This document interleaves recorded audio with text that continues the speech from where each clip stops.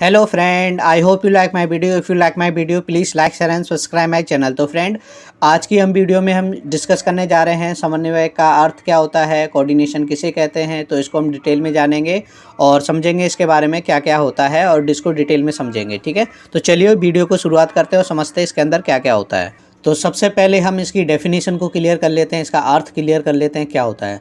तो समन्वय का अर्थ क्या होता है वो हम क्लियर करते हैं। समन्वय का शाब्दिक अर्थ है तालमेल, मतलब तालमेल बैठाना, अर्थात किसी व्यवस्था के विभिन्न अंगों अथवा गतिविधियों में सामंजस्य स्थापित संबंध समन्वय कहलाता है। ठीक है, एक व्यावसायिक उपक्रम के संदर्भ में समन्वय का अर्थ व्यवसाय की विभिन्न क्रियाओं, क्रय विक्रय, उत्पादन, वित्त, सेवी वर्गीय आदि को सम्मिलित किया जाता है। ठीक है, ताकि व्यवसाय के उद्देश्यों को जो होता है क्या होता है आसानी से हम प्राप्त कर सकते हैं। ठीक है, तो ये तालमेल बैठाना बहुत ज़रूरी है। अगर आप ये नहीं कर पाते हैं तो कहीं ना कहीं अपने उद्देश्य को पूरा नहीं कर पाएंगे। ठीक है, जो भी कंपनी का उद्देश्य है वो पूरा नहीं हो पाएगा। ठीक है, और समझते हैं डिटेल में समन्वय की प्रकृति। ठीक है, तो इसकी प्रकृति क्या होती है। समन्वय एक उद्देश्य को प्राप्त करने के लिए की जाने वाली विभिन्न क्रियाओं में सामंजस्य स्थापित करने वाली प्रक्रिया है। समन्वय की परिभाषाएं इसकी प्रकृति के बारे में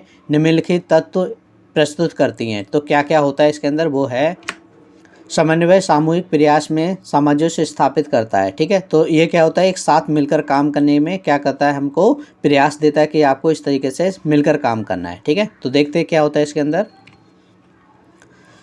समन्वय सामूहिक प्रयास में सामंजस्य स्थापित करता है। ठीक है, समन्वय की आवश्यकता उस समय पड़ती है जब किसी उद्देश्य की प्राप्ति के लिए अनेक व्यक्तियों के प्रयासों की ज़रूरत हो।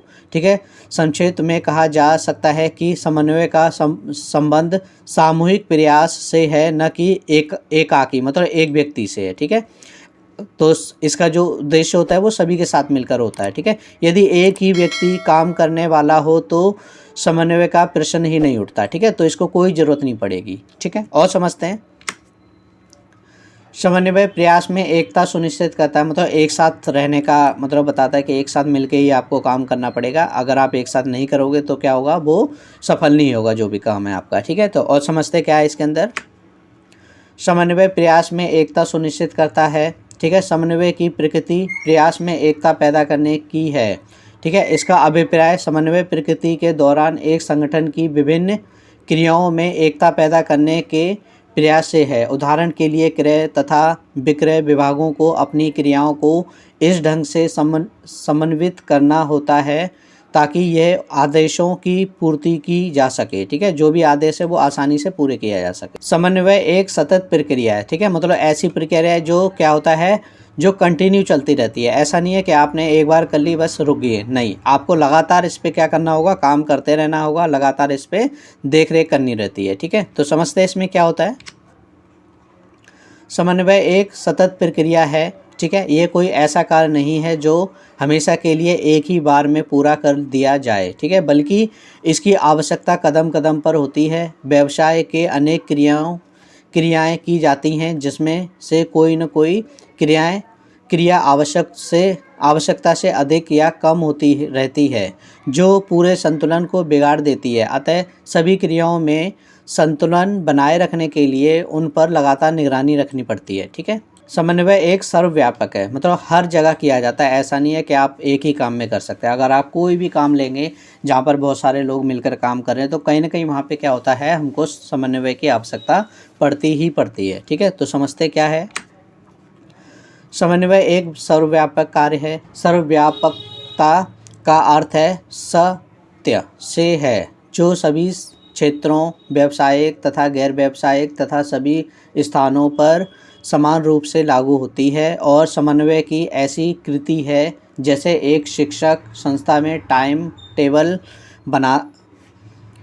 बनाना समन्वय स्थापित करने का एक अच्छा उदाहरण है। ठीक है, मतलब जैसे आपने देखा हो जो शिक्षक है, ठीक है, अगर कोई व्यक्ति मान लो कहीं पढ़ा रहा है, ठीक है, और उसको पता है कि बच्चे पढ़ेंगे कब, जब वो कोई टाइम टेबल देगा सही से। ठीक है, तो उनको टाइम टेबल कैसे बनाना है। ठीक है, तो एक तरह से क्या होगा, ये भी कोऑर्डिनेशन ही हो गया। ठीक है, क्रिकेट के खेल में सभी खिलाड़ियों को पूर्व निर्धारित स्थानों पर खड़ा रहना कुछ और नहीं बल्कि समन्वय ही है। इसी प्रकार एक व्यावसायिक इकाई में क्रय विक्रय उत्पादन वित्त आदि विभागों की क्रियाओं में मिलान स्थापित करना समन्वय होता है। ठीक है, जैसे आपने क्रिकेट में देखा होगा बहुत सभी लोग क्या होते हैं मिलकर काम करते हैं। ठीक है, अगर नहीं करेंगे तो क्या होगा, वो कहेगा जब मैं सारे कैच छोड़ दूंगा, तो ऐसे तो फिर क्या होगा, मैच हार जाओगे। ठीक है, तो जो भी उद्देश्य है उनका क्या है, उद्देश्य कि मैच को जीतना, तो वो पूरा नहीं हो पाएगा क्योंकि कोऑर्डिनेशन ही नहीं है उनमें। ठीक है, तो कोऑर्डिनेशन होना बहुत ज़रूरी है।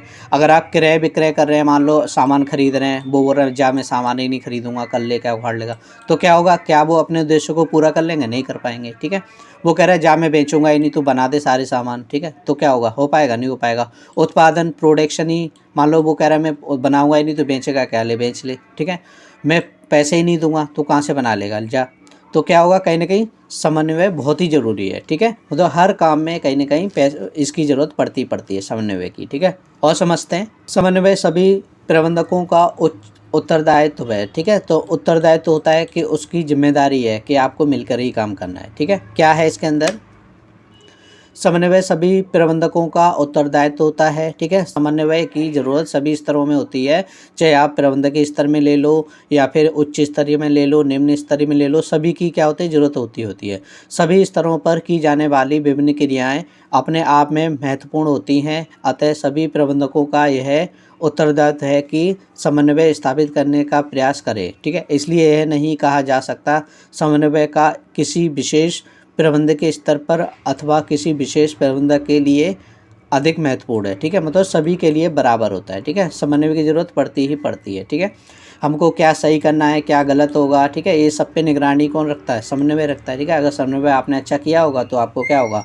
अच्छा परिणाम मिलेगा। ठीक है, अगर आपने अच्छा नहीं किया होगा तो आपको रॉन्ग परिणाम मिलेगा। ठीक है, तो राइट रॉन्ग दोनों हो सकते हैं इसके अंदर। ठीक है, और समझते हैं समन्वय जानबूझकर किया जाने वाला कार्य होता है। ठीक है, तो जानबूझकर होना चाहिए। ठीक है, तो क्या है इसके अंदर, समन्वय जानबूझकर किया जाने वाला कार्य होता है। ठीक है, समन्वय कभी भी अपने आप स्थापित नहीं होता है बल्कि ये जानबूझकर किया जाता है। ठीक है, केवल सहयोग से बात नहीं बनती है, सहयोग के साथ समन्वय का होना जरूरी होता है। ठीक है, तो समन्वय का मतलब होता है सहयोग होना। ठीक है, उदाहरण के लिए एक प्राध्यापक बहुत बढ़िया पढ़ाने की इच्छा रखता है, मतलब एक अध्यापक है जो बहुत अच्छा पढ़ाता है, ये सहयोग है। ठीक है, कि हाँ वो अच्छा सा पढ़ा लेता है। ठीक है, लेकिन स्कूल में टाइम टेबल नहीं बनाया गया है। ठीक है, तो क्या होता है, ये समन्वय का अभाव है, तो ये कहीं ना कहीं उसकी कमी है। मान लो कोई टीचर है बहुत अच्छा पढ़ा रहा है, ठीक है, लेकिन उसे पता ही नहीं है कि क्या पढ़ाना है, कल क्या पढ़ाऊंगा, परसों क्या पढ़ाऊंगा, तो कोई टाइम टेबल ही फिक्स नहीं कर रखा है। पता चले वो 2-3 दिन लगातार मैथ ही मैथ पढ़ाया जा रहा है। ठीक है, और हिंदी में लोग कमज़ोर हो गए, तो ये कहीं ना कहीं क्या होता है, ये नेगेटिव पॉइंट हो जाता है। तो यहाँ पे समन्वय बहुत ज़रूरी होता है। ऐसी स्थिति में कक्षाएं नहीं लग पाएंगी। ठीक है, कभी कभार हो सकता है कक्षाएं ना लग पाए। ठीक है, यहाँ समन्वय के अभाव में जो भी टीचर है, टीचर द्वारा किया जाने वाला सहयोग अर्थहीन हो जाएगा। ठीक है, मतलब उसका कोई मतलब ही नहीं रहेगा। ठीक है, दूसरी ओर सहयोग के अभाव में समन्वय कर्मचारियों को असंतुष्ट करता है, अतः एक ही समय पर दोनों का होना ज़रूरी हो सकता है। ठीक है, तो ये चीज़ें दोनों ज़रूरी है कि आपको काम तो अच्छा आता है, साथ साथ कोऑर्डिनेशन भी बहुत ज़रूरी है। ठीक है, तो आपको ये वीडियो अच्छी लगी होगी, तो मिलते हैं हम नेक्स्ट वीडियो में, तब तक के लिए बाय बाय।